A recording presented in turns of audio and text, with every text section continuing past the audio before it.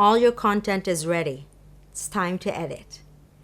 You have your questions, your messages, your talking points, the idea notes, and your so whats.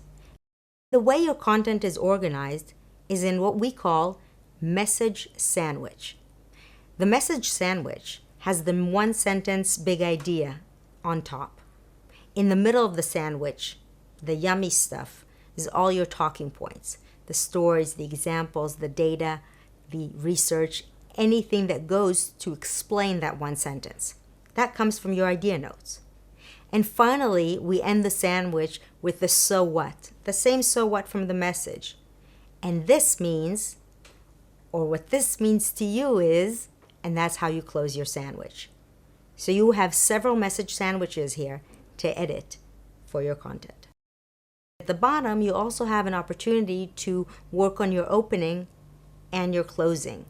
In each section, and in the opening and the closing, you can also record yourself so you can have the entire flow of your presentation.